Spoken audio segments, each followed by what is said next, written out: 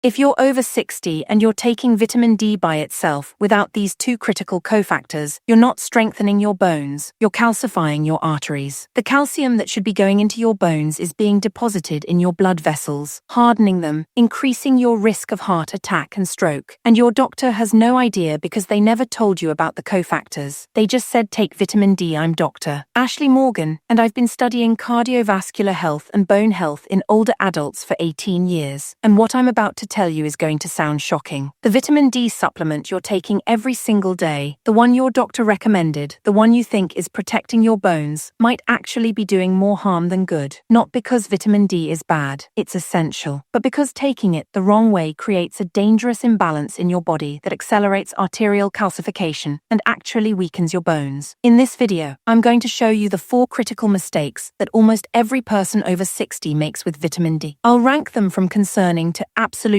dangerous. And when we get to mistake number 1, I think you're going to be shocked, because this is something 90% of people do, and it's creating a silent epidemic of arterial disease. Stay with me because by the end of this video, you'll know exactly how to take vitamin D correctly. You'll understand what cofactors you need. You'll know the right dose, the right timing, and the right form. And you'll have a protocol that actually strengthens your bones and protects your heart instead of doing the opposite. Before we dive into these 4 mistakes, you need to understand why vitamin D is so critical for people over 60. Vitamin D isn't really a vitamin, it's a hormone. Your body produces it when sunlight hits your skin. The UV rays convert a cholesterol molecule in your skin cells into vitamin D3. This vitamin D3 then travels to your liver, where it's converted to 25-hydroxyvitamin D. Then it goes to your kidneys, where it's converted to the active form 1,25-dihydroxyvitamin D, also called calcitriol. This is the form that actually does the work in your body. And what does it do? Vitamin D controls calcium absorption. When you eat calcium, whether from food or supplements, it sits in your intestines. Vitamin D signals your intestinal cells to absorb that calcium into your bloodstream. Without vitamin D, you only absorb about 10 to 15% of the calcium you eat. The rest passes through and you excrete it. With adequate vitamin D, you absorb 30 to 40%. That's a massive difference. This is why vitamin D is essential for bone health. Without it, you can't absorb the calcium your bones need to stay strong. But vitamin D does more than control calcium absorption. It regulates your immune system. It reduces inflammation. It supports muscle function. It affects gene expression in hundreds of different genes throughout your body. Low vitamin D is associated with increased risk of osteoporosis, falls, fractures, heart disease, diabetes, dementia, cancer, and autoimmune diseases. This is not a minor nutrient. This is one of the most important hormones in your body. Now here's the problem. As you age, your ability to produce vitamin D from sunlight decreases dramatically. Your skin gets thinner. It produces less of the precursor molecule. Your kidneys become less efficient at converting vitamin D to its active form. You spend less time outdoors. You wear more clothing. You use sunscreen. All of these factors contribute to vitamin D deficiency. Studies show that more than 80% of people over 60 have insufficient vitamin D levels. 80%, that's 4 out of 5 people. And the consequences are severe. Low vitamin D means poor calcium absorption, which means your bones become weak and brittle. Osteoporosis develops. Fracture risk increases. But here's where it gets really dangerous. When your body isn't getting enough calcium from your diet because vitamin D is low, it starts pulling calcium from your bones to maintain blood calcium levels. Your body prioritizes blood calcium because it's essential for nerve function, muscle contraction, and heart rhythm. So it sacrifices your bones to maintain blood calcium. This is why vitamin D deficiency causes bone loss. This is why doctors prescribe vitamin D supplements. They want to increase calcium absorption to protect your bones. And this makes sense, right? Take vitamin D, absorb more calcium, strengthen your bones. Simple, except it's not that simple. Because vitamin D doesn't tell calcium where to go. It just increases calcium in your bloodstream. And if you don't have the right cofactors, if you don't have the signals that tell calcium to go into your bones, that calcium goes somewhere else. It goes into your arteries. It deposits in the walls of your blood vessels. It calcifies soft tissue. And this is where the danger lies. Let me tell you about Margaret because her story illustrates this perfectly. Margaret was 67 when she came to see me. She'd been diagnosed with osteopenia, which is low bone density, the stage before osteoporosis. Her doctor told her to take 2,000 IU of vitamin D every day. Margaret followed this advice diligently for 3 years. She never missed a dose. But when she had a follow-up bone density scan, her bones hadn't improved. In fact, they'd gotten slightly worse. She was now at the threshold of osteoporosis. Margaret was confused confused and frustrated. I'm doing everything right, she told me. I take my vitamin D, I take calcium. Why aren't my bones getting better? So I ordered additional tests. I checked her vitamin D level. It was 48 nanograms per milliliter. That's in the normal range. I checked her calcium level. Normal. But then I ordered a coronary artery calcium scan, a CT scan that measures calcification in the heart arteries. Margaret's score was 385. Anything over 400 is considered high risk for heart attack. She was approaching that threshold, and she had no chest pain, no symptoms, no idea this was happening. I explained to Margaret that the vitamin D she'd been taking for 3 years had indeed increased her calcium absorption. But that calcium wasn't going into her bones because she was missing the cofactors that direct calcium to bone tissue. Instead, the calcium was floating around in her bloodstream and depositing in her arteries. The vitamin D was helping her heart disease progress, not helping her bones. Now let's go through the 4 mistakes. Let's start with mistake number 4. This is taking vitamin D without fat. Vitamin D is fat soluble. That means it dissolves in fat, not water. When you take vitamin D with a meal that contains no fat, or worse, when you take it on an empty stomach, your body can't absorb it properly. It passes through your digestive system and you excrete most of it. You're wasting the supplement. Studies show that taking vitamin D with a high-fat meal increases absorption by up to 50% compared to taking it with a fat-free meal. So what does this look like in practice? Don't take your vitamin D with black coffee and toast. Don't take it first thing in the morning on an empty stomach. Take it with a meal that contains fat, eggs cooked in butter or olive oil, avocado, nuts, full-fat yogurt, fatty fish like salmon, cheese. Even just a tablespoon of olive oil drizzled on vegetables is enough. The fat provides the medium for vitamin D to dissolve and be absorbed through your intestinal lining. Now let's move to mistake number 3, and this is a big one: taking vitamin D without magnesium. Magnesium is required for every single step of vitamin D metabolism. Your liver needs magnesium to convert vitamin D to 25-hydroxyvitamin D. Your kidneys need magnesium to convert it to the active form, calcitriol. Your cells need magnesium to use vitamin D properly. Without adequate magnesium, vitamin D can't do its job. You can take 10,000 IU of vitamin D every day, but if you're magnesium deficient, that vitamin D is sitting there inactive. And here's the problem: most people over 60 are magnesium deficient. Studies show that 50% of older adults don't get enough magnesium from their diet. And certain medications make this worse. Diuretics, which are commonly prescribed for high blood pressure, cause magnesium loss through urine. Proton pump inhibitors, which are used for acid reflux and heartburn, reduce magnesium absorption. If you're on these medications and you're not supplementing magnesium, you're almost certainly deficient. Low magnesium causes a cascade of problems. First, your vitamin D stays inactive. Second, your parathyroid gland becomes overactive. When calcium levels drop because vitamin D isn't working, your parathyroid gland secretes parathyroid hormone, PTH. This hormone pulls calcium from your bones to raise blood calcium. So you're taking vitamin D to protect your bones, but without magnesium, you're actually accelerating bone loss through elevated PTH. The solution is simple. Take magnesium along with your vitamin D, but not just any magnesium. Most magnesium supplements use magnesium oxide because it's cheap, but magnesium oxide has very poor absorption. Only about 4% is absorbed. You excrete the rest, and it often causes diarrhea. The best forms are magnesium glycinate and magnesium citrate. Glycinate is gentle on the stomach and has high absorption. Citrate is also well absorbed and can help with constipation if that's an issue. Take 300 to 400 milligrams of elemental magnesium daily along with your vitamin D. Now we get to mistake number 2, and this is where things get dangerous: taking vitamin D without vitamin K2. This is the mistake that causes arterial calcification. Let me explain the mechanism, because once you understand this, you'll never take vitamin D without K2 again. When vitamin D increases calcium absorption, that calcium enters your bloodstream. Now your body needs to direct that calcium to the right places, primarily your bones and teeth. The molecule responsible for directing calcium is called osteocalcin. Osteocalcin is a protein made by bone cells that binds calcium and deposits it in bone tissue. But osteocalcin only works when it's activated. And what activates osteocalcin? Vitamin K2. Vitamin K2 is a cofactor for an enzyme called gamma-glutamyl carboxylase. This enzyme adds carboxyl groups to osteocalcin, activating it. Activated osteocalcin then pulls calcium from your blood and deposits it in your bones. Without vitamin K2, osteocalcin stays inactive. It can't do its job, and the calcium that's floating around in your bloodstream, the calcium that vitamin D helped you absorb, has nowhere to go, so it deposits in soft tissues, arteries, kidneys, arteries, heart valves, brain. But vitamin K2 does something else that's equally important. It activates another protein called matrix GLA protein, or MGP. MGP is produced by cells in your arterial walls. Its job is to prevent calcium from depositing in arteries. It's like a calcium magnet that keeps calcium out of places it doesn't belong. When MGP is activated by vitamin K2, it binds calcium in the arterial wall and prevents calcification. When MGP is not activated because of vitamin K2 deficiency, calcium deposits freely in your arteries. So here's what happens when you take vitamin D without vitamin K2. Vitamin D increases calcium absorption. Your blood calcium goes up, but you don't have K2 to activate osteocalcin, so calcium doesn't go into bones. And you don't have K2 to activate MGP, so calcium isn't being kept out of arteries. The result, your bones stay weak because they're not getting calcium. And your arteries harden because they are getting calcium. This is called the calcium paradox. Too little calcium in bones, too much in arteries. Studies prove this. Research published in the Journal of Nutrition showed that people who supplemented with vitamin D and calcium without vitamin K2 had increased arterial stiffness after 3 years. Their arteries became less flexible. Blood pressure increased. Another study in thrombosis and hemostasis found that high vitamin D levels combined with low vitamin K2 status was associated with increased coronary artery calcification. The vitamin D was helping calcify arteries in people who were K2 deficient. This is what was happening to Margaret. She'd been taking vitamin D for 3 years. It increased her calcium absorption, but she had no K2, so the calcium went into her arteries instead of her bones. Her coronary calcium score of 385 was the proof. Let me tell you what we did. I put Margaret on vitamin K2. Specifically, I used the MK7 form of K2, which is the most active and longest-lasting form. The dose was 180 micrograms per day. I also added magnesium glycinate, 400 milligrams daily. And I had her continue her vitamin D, but now she was taking it with a fatty meal. 6 months later, we repeated her tests. Her bone density scan showed a 2-1% increase in hip bone density. That's significant. That's reversal of bone loss. We also repeated her coronary calcium scan. Now, calcium scores can't go down. Once calcium is deposited in arteries, it's there, but the rate of increase slows or stops when you correct the deficiency. Margaret's score had gone from 385 to 392, an increase of only 7 points in 6 months. Before the intervention, her score was increasing by about 15 to 20 points per year. We dramatically slowed the progression. So vitamin K2 is essential. If you're taking vitamin D, you must take K2. The dose is 100 to 200 micrograms of MK7 daily. You can find combination supplements that include vitamin D3 plus K2 in one capsule. This is ideal because you don't have to remember to take separate pills. Now we arrive at mistake number 1. The most common, the most overlooked, and the most dangerous mistake. Taking the wrong dose of vitamin D, and this goes both ways. Some people take too little and stay deficient. Other people take too much and create toxicity. Let me explain both scenarios. First, too little. The standard recommendation you hear is 600 to 800 IU per day for adults over 60. This is the RDA, the recommended dietary allowance set by government health agencies. But this dose is woefully inadequate for most people. It's enough to prevent rickets, a severe bone disease caused by extreme vitamin D deficiency, but it's not enough to optimize vitamin D levels for overall health. Studies show that most people need 2,000 to 4,000 IU per day to maintain a vitamin D blood level in the optimal range of 40 to 60 nanograms per milliliter. If you're only taking 800 IU, your blood level is probably around 20 to 30 nanograms per milliliter. That's insufficient. You're not getting the bone protection, the immune support, the cardiovascular benefits, the anti-inflammatory effects. You're taking vitamin D, but you're not taking enough to make a difference. This is like putting a cup of water on a house fire. Technically, you're doing something, but it's not enough to matter. On the other end, some people take too much. I've seen patients taking 10,000 or even 20,000 IU daily because they read online that higher doses are better, or they took a high dose for a few weeks to correct a deficiency and then never reduced it. This is dangerous. Vitamin D is fat-soluble, which means it accumulates in your body. You can develop toxicity. When vitamin D levels get too high, calcium levels get too high. This is called hypercalcemia, and hypercalcemia causes nausea, vomiting, weakness, confusion, kidney stones, and in severe cases, kidney failure and cardiac arrhythmias. So what's the right dose? The answer is it depends. It depends on your current vitamin D level, your body weight, your sun exposure, your skin color, your age, your health conditions. This is why I strongly recommend getting your vitamin D level tested before you start supplementing. A simple blood test called 25 25-hydroxyvitamin D will tell you your level. If you're deficient, below 20 nanograms per milliliter, you might need a higher dose initially, 4,000 to 5,000 IU daily for 2 to 3 months to bring your level up. Then you maintain with 2,000 to 3,000 IU daily. If you're already in the optimal range, 40 to 60 nanograms per milliliter, you maintain with 2,000 to 3,000 IU daily. If you're over 60, above 70 or 80 nanograms per milliliter, you should reduce your dose. And timing matters. Take vitamin D in the morning, not at night. Vitamin D affects circadian rhythm. It signals to your body that it's daytime. Taking it at night can interfere with melatonin production and disrupt sleep. Take it with your breakfast, along with fat, magnesium, and K2. Now, many of you are asking, is diet and supplements enough? Or should I be doing something else to support my cardiovascular system while I'm correcting these vitamin deficiencies? Here's my honest answer. The vitamin protocol I just described is the foundation. It corrects the imbalances that are causing arterial calcification and bone loss. But there is one supplement that can enhance your results by directly supporting circulation and arterial health. It's called Veno Plus 8. This is a nitric oxide support formula. When your arteries are calcified and stiff, they produce less nitric oxide, the molecule that keeps blood vessels flexible. Veno Plus 8 provides nutrients that help restore nitric oxide production. Many of my patients combine it with the vitamin D3 Magnesium protocol and see faster improvements. There's a link in the description. It enhances the protocol but doesn't replace it. Let me give you the complete protocol. Here's exactly what you need to do starting today. Step 1. Get your vitamin D level tested. Call your doctor and request a 25-hydroxyvitamin D blood test. This is covered by most insurance. If you can't get a test through your doctor, you can order one online through companies like LabCorp or Quest. It costs about $50 to $70. Do not skip this step. You need to know your starting point. Step 2. Based on your test results, start supplementing. If you're deficient below 20 nanograms per milliliter, take 4,000 IU of vitamin D3 daily for 2 to 3 months. If you're insufficient, 20 to 40 nanograms per milliliter, take 2,000 to 3,000 IU daily. If you're already optimal, 40 to 60 nanograms per milliliter, take 2,000 IU daily to maintain. Step 3. Take vitamin K2 MK7, 180 micrograms daily. Take this at the same time as your vitamin D. You can buy combination supplements that have both in one capsule. Step 4. Take magnesium glycinate or citrate, 300 to 400 milligrams of elemental magnesium daily. Again, take this with your vitamin D and K2. Step 5. Take all 3 supplements with a meal that contains fat. Breakfast is ideal. Eggs, avocado, nuts, full-fat yogurt, fatty fish, anything with healthy fats. Step 6. Retest your vitamin D level in 3 months. This confirms that your dose is correct and your level is improving. Adjust your dose if needed. This protocol is safe. These are natural, well-studied nutrients. But if you're on blood thinners like warfarin, you need to talk to your doctor before taking vitamin K2 because it can interact with warfarin. If you're on that medication, your doctor needs to monitor your INR levels and adjust your warfarin dose accordingly. What should you expect? Within 4 to 6 weeks, you'll notice better energy. Vitamin D supports mitochondrial function and muscle strength. Many people report less fatigue and better mood. Within 3 months, if you get a bone density scan, you might see improvement. Small increases 1 to 3%, which is significant for reversing bone loss. Within 6 months, inflammatory markers like CRP often decrease. Your immune system functions better. And over time, with the K2 preventing further arterial calcification, your cardiovascular risk stabilizes or improves. Before you go, I need you to do 3 things. First, subscribe to this channel. Click that button, turn on notifications, because content like this, content that actually explains the mechanisms and gives you the correct protocols, is getting harder and harder to find. The algorithm buries educational content. If you don't subscribe, this video disappears. Subscribe so this reaches more people who need it. Second, leave a comment. Tell me if you're taking vitamin D right now. Tell me if you are making any of these 4 mistakes. Tell me if you're going to get your level tested. Every comment you leave tells YouTube this video is valuable. It should be recommended to more people. Your comment could save someone from a heart attack. Third, share this video. Send it to anyone over 60 who's taking vitamin D. Text it, email it, post it. Because somewhere right now, someone is taking their vitamin D supplement thinking they're protecting their bones, but they're taking it without K2, without magnesium, without fat, and that calcium is going into their arteries. Their coronary calcium score is climbing. They're heading toward a heart attack. And they have no idea. This video could save their life, but they'll never see it unless you share it. Share it now. One final thought. Your body needs vitamin D. It's essential. It's critical for bones, immune function, heart health, everything. But like so many things in medicine, it's not just about taking the supplement. It's about taking it correctly. It's about understanding the mechanisms. It's about providing the cofactors that allow vitamin D to do its job safely and effectively. When you take vitamin D with K2 and magnesium, when you take it with fat, when you take the right dose based on your blood level, you get all the benefits. Stronger bones, better immune function, lower inflammation, protected arteries. But when you take it wrong, you create imbalances that accelerate disease. So starting today, do it right. Get tested, get the right supplements, take them correctly, and within months you'll have stronger bones, healthier arteries, and a body that's actually using vitamin D the way it was designed to. That's what I want for you. That's why I made this video. I'm Dr. Ashley Morgan, and I'm wishing you strong bones, healthy arteries, and a long, vibrant life.